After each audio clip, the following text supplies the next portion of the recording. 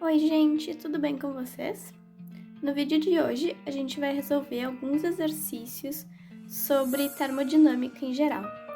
Eu escolhi, como é o nosso último vídeo, fazer alguns exercícios exclusivos do vestibular da URGS, porque afinal de contas é a nossa querida universidade, né? Então vamos lá comigo?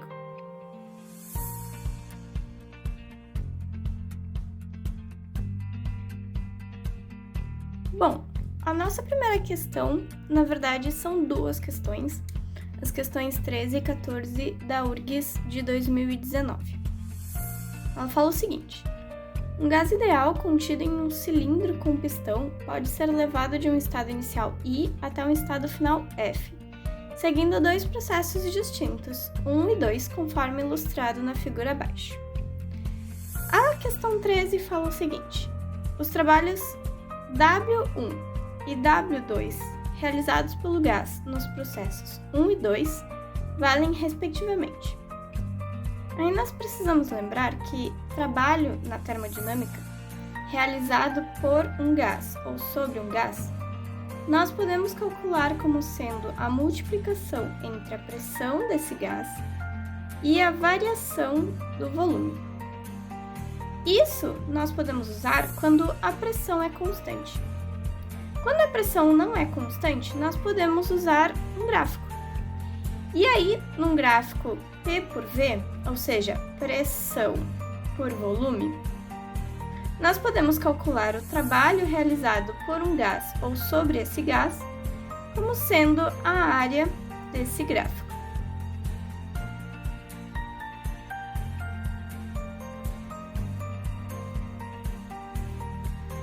Bom, então, para a gente calcular o trabalho 1, ou seja, o trabalho realizado pelo processo 1, nós temos que fazer a área embaixo da curva que representa o processo 1. Essa área vai ser esse retângulo aqui. Então, nós temos que fazer a base, que é do 2 até o 4, ou seja, 2, só que nós temos que lembrar que aqui na unidade, que está descrito no eixo do gráfico, nos fala 10 na menos 3, então nós temos que carregar essa potência. Multiplicado pela altura desse retângulo, que vai do 0 até o 1. E também lembrar que aqui nós temos 10 na 4 na unidade, então é 1 vezes 10 na 4.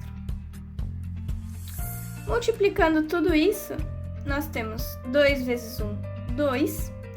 E as potências 10 na menos 3 com 10 na 4, nós temos 10. Então, o trabalho 1 vai ser 20 joules. Agora, nós fazemos a mesma coisa para o trabalho 2. Calculamos a área do gráfico, a área embaixo da curva que representa o processo 2. A área embaixo dessa curva é esse retângulo que já está destacado e que representa o trabalho do processo 1, mais esse triângulo aqui. Então, nós podemos dizer que o trabalho 2 é o trabalho 1 somado com a área daquele triângulo ali. A área do triângulo é base vezes altura sobre 2. A base, então, 2 vezes 10 na menos 3. A altura é do 1 até o 2, então 1 vezes 10 na 4, sem esquecer das potências, dividido por 2, porque é a área do triângulo. Fazendo essa conta, o trabalho 1 nós havíamos encontrado que era 20, e aqui nós temos em cima o mesmo valor que tínhamos lá no trabalho 1. Então, nós temos 20 também.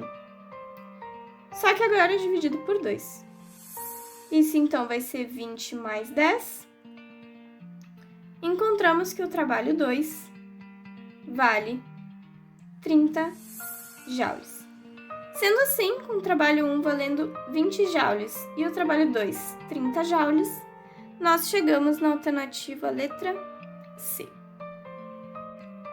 Agora, na questão 14, diz o seguinte: Assinale a alternativa que preenche corretamente as lacunas do enunciado abaixo na ordem em que aparece. No processo 1, o gás sofre duas transformações sucessivas, sendo a primeira um tipo de transformação e a segunda um outro tipo de transformação. A variação da energia interna no processo 1, ΔU1, é maior, igual ou menor que a variação da energia interna no processo 2, ΔU2. Bom, então nós precisamos analisar as transformações. No processo 1, reparem que o que acontece é, primeiro, uma transformação que fica na horizontal, aqui no gráfico. E na horizontal significa que ele está variando o volume sem variar a pressão. Nesse caso, nós temos uma transformação que se chama isobárica. Significa que a pressão se mantém constante. Nesse sentido, nós podemos eliminar a letra B, podemos eliminar a letra C e podemos eliminar a letra E. Sobrou a letra A e a letra D. Reparem que a segunda transformação que o gás sofre no processo 1 é a mesma, isocórica. Isocórica significa transformação com volume constante. Reparem que aqui o volume é sempre 4 vezes 10 na menos 3 metros cúbicos. Então não há mudança no volume. Por fim, pergunta a variação de energia interna no processo.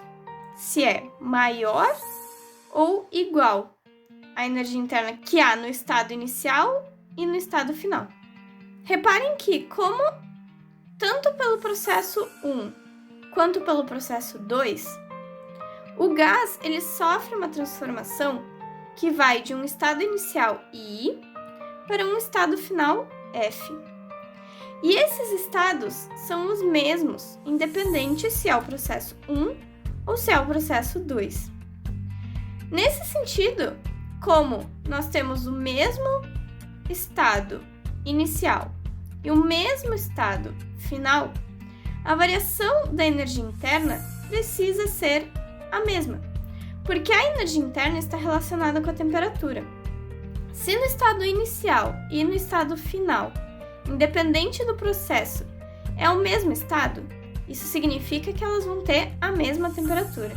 E por isso, a variação da energia que ocorre no processo 1 precisa ser a mesma variação de energia interna que ocorre pelo processo 2. Por isso, a resposta da questão 14 é a letra D.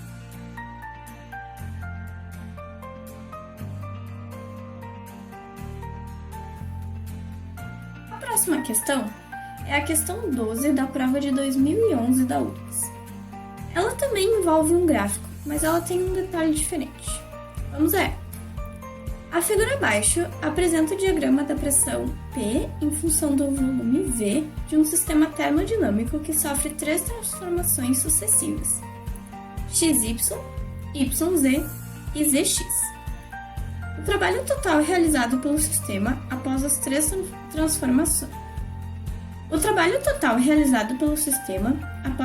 transformações. É igual a... Bom, novamente nós temos um gráfico P por V que nos pede o trabalho. Então, novamente, nós precisamos calcular o trabalho a partir da área do gráfico. Entretanto, o que difere essa questão da questão que fizemos antes é que aqui nós temos um ciclo fechado. Em ciclos fechados, o trabalho é dado pela área dentro da figura que forma o ciclo. Então, aqui nós temos um triângulo. O que nós precisamos fazer é calcular a área desse triângulo. Então, o trabalho é, como é um triângulo, é base vezes altura sobre 2. A base é esse processo de Y para Z. Então, nós vemos que ele vai daqui, 0,2, até aqui, 1,0. Isso significa que a base é 0,8. Reparem que agora não há nada de potência aqui na unidade do volume. Vezes a altura. A altura vai daqui, 2 vezes 10 na 5. Reparem que agora o 10 na 5 já está descrito nos números aqui no gráfico e não lá junto com a unidade. Então, vai de 2 vezes 10 na 5 até 6 vezes 10 na 5. Ou seja, a diferença entre esses dois valores, 4 vezes 10 na 5. Tudo isso dividido por 2, porque é a área de um triângulo. Então, o trabalho vai ficar. Nós podemos simplificar esse 4 com esse 2, sobra um 2 aqui em cima. Multiplicamos o 2 com o 0,8, chegamos em 1,6 vezes 10 na 5 joules. Isso nos dá a letra B de bola.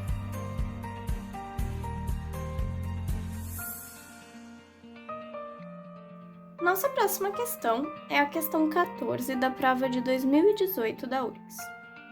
Ela diz o seguinte: utilizados em diversas áreas de pesquisa, balões estratosféricos são lançados com seu invólucro impermeável parcialmente cheio de gás para que possam suportar grande expansão à medida em que se elevam na atmosfera. Um balão lançado ao nível do mar contém gás hélio a temperatura de 27 graus Celsius, ocupando um volume inicial VI. O balão sobe e atinge uma altitude superior a 35 km, onde a pressão do ar é 0,005 vezes a pressão ao nível do mar, e a temperatura é menos 23 graus Celsius. Considerando que o gás hélio se comporte como um gás ideal, qual é aproximadamente a razão VF sobre VI entre os volumes final e inicial? Bom, quando nós estamos trabalhando com gás ideal, nós sempre podemos considerar que as transformações que ocorrem nesse gás seguem essa relação. P inicial, V inicial sobre T inicial são iguais a P final, V final sobre T final. Bom, e aqui ele nos fala que é para a gente considerar que esse gás se comporta assim como um gás ideal. Então, a gente precisa substituir os valores e achar a relação VF sobre VI. VF sobre VI, então, se a gente passar o VI para lá, dividindo, e o PF para cá, dividindo, e o TF para cá, multiplicando, nós chegamos com essa relação. VF sobre VI vai ser PI sobre TF dividido por TI vezes PF.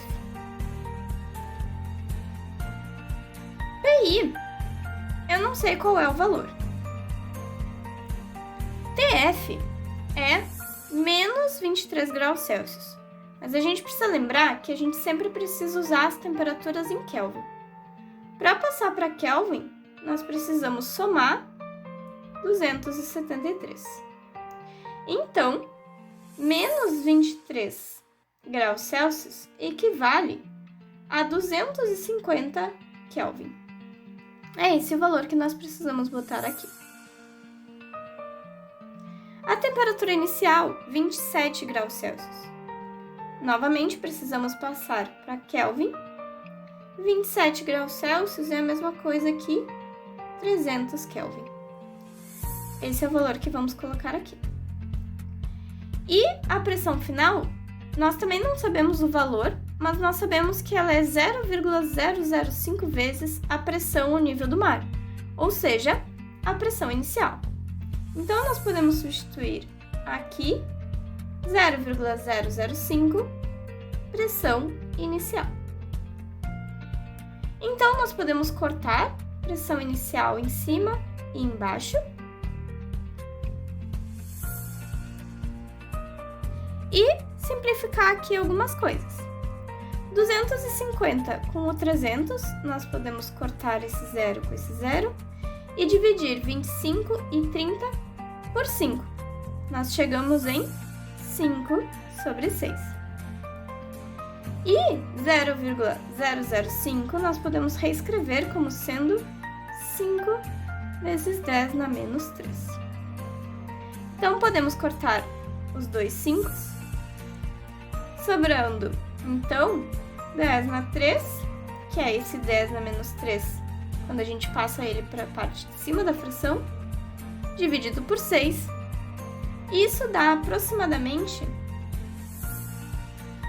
167. Dá uma dízima periódica, 1/6, mas a gente então pode aproximar para 167. Como é uma divisão entre dois volumes, não tem unidade. A nossa resposta então fica a letra D.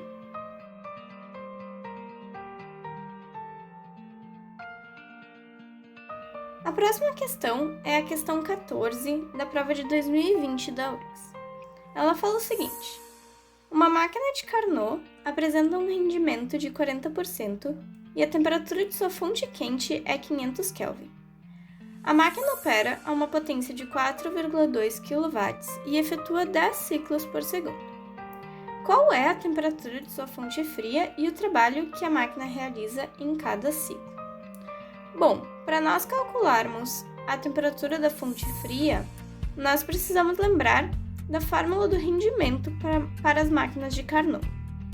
Essa fórmula é o seguinte: rendimento é igual a 1 menos temperatura da fonte fria dividido pela temperatura da fonte quente. Bom, o rendimento nós sabemos é 40% e a temperatura da fonte quente nós também sabemos, 500 Kelvin. Então, nós podemos substituir esses valores e encontrar a temperatura da fonte fria. O rendimento sendo 40%, nós escrevemos como 0,4. 1 menos temperatura da fonte fria, nossa incógnita, dividido por 500. Reescrevendo isso aqui, nós temos menos temperatura da fonte fria sobre 500 igual 0,4 menos 1.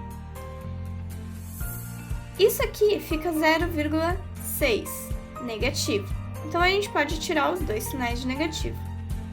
Temperatura da fonte fria dividido por 500 igual 0,6.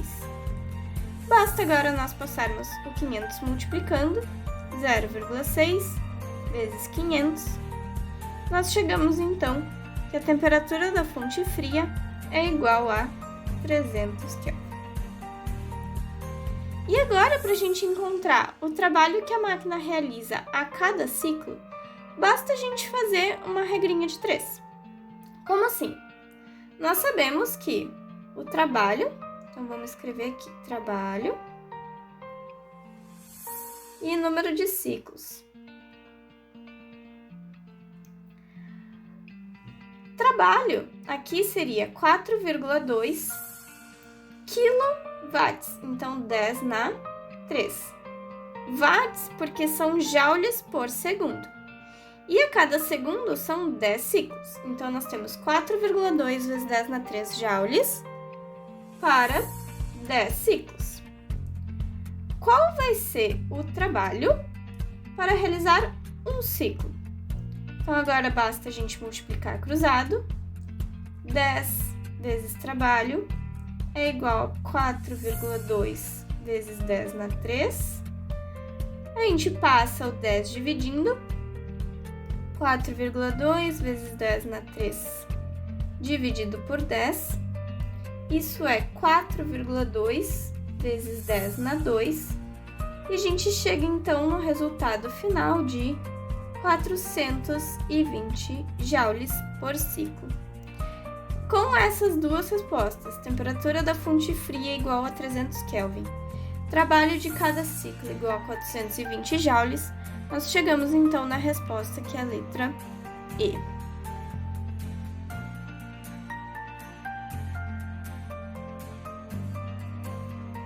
E por fim, a nossa última questão é a questão 14 da prova de 2016 da URGS.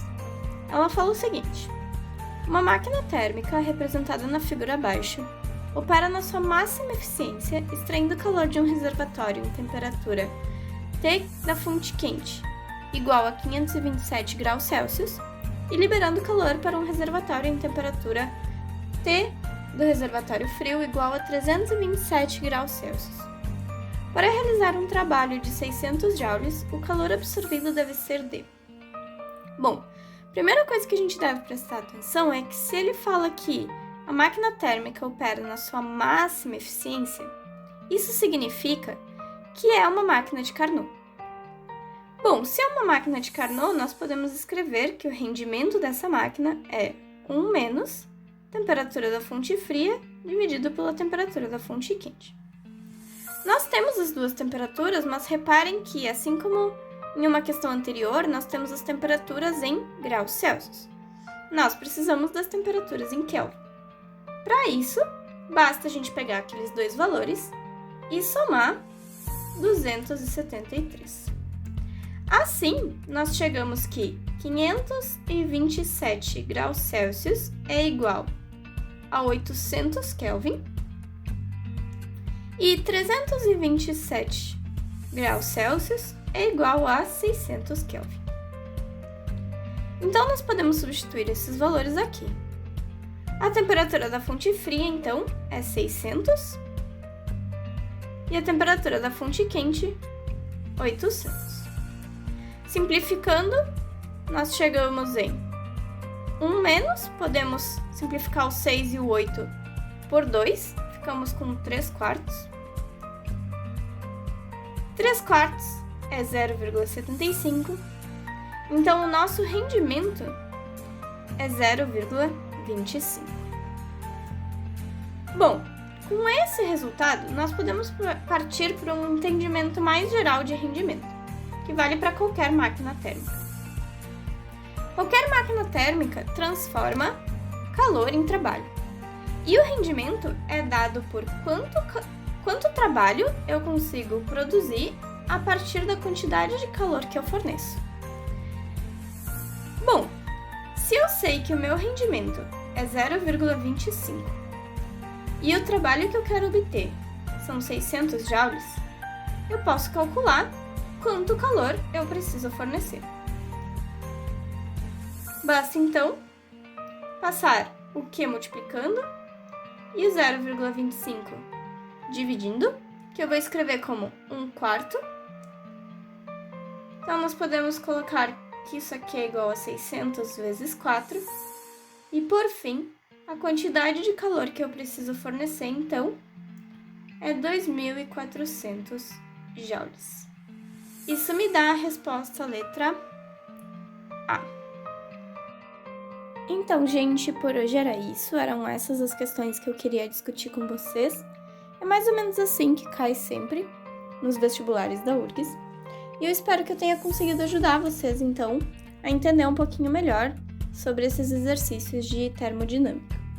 Qualquer dúvida que vocês tenham, vocês podem deixar aqui no comentário do vídeo, que eu ajudo vocês, tá bom? Um beijo, se cuidem e até a próxima!